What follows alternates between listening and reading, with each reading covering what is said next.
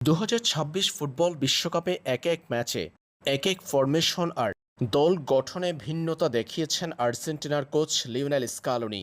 আর্জেন্টিনার ফুটবল ইতিহাসের অন্যতম সফল এই কোচের কৌশলের কাছে বারবার পরাস্ত হতে দেখা গেছে প্রতিপক্ষ কোচদের।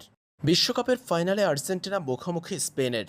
আর্জেন্টিনার মতো এবারের বিশ্বকাপে অপ্রতিরোধ্য স্পেন বিশ্বকাপের গ্রুপ পর্বে গ্রুপ চ্যাম্পিয়ন হয়ে নকআউট পর্বে একের পর এক ম্যাচে দুর্দান্ত সব জয়ে আর্জেন্টিনা ফাইনালে উঠলেও ফাইনালের প্রতিপক্ষ স্পেনের বিপক্ষে মাঠে নামার আগে অন্য সব ম্যাচের থেকেও আলাদাভাবে দল গঠন করতে হচ্ছে লিওনেল স্কালোনির।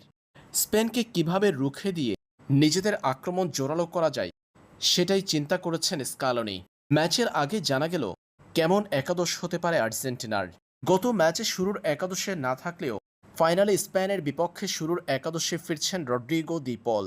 বরাবরের মতো আবারও শুরুর একাদশের বাহিরে থাকবেন ইংল্যান্ডের বিপক্ষে আর্জেন্টিনার জয়ের নায়ক লাউতারো মার্টিনেজ।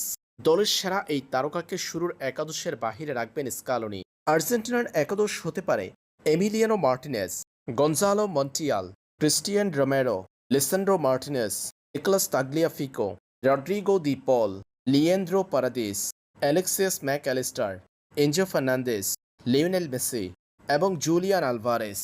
এই একাদশ নিয়ে স্পেনের বিপক্ষে মাঠে নামবে আর্জেন্টিনা।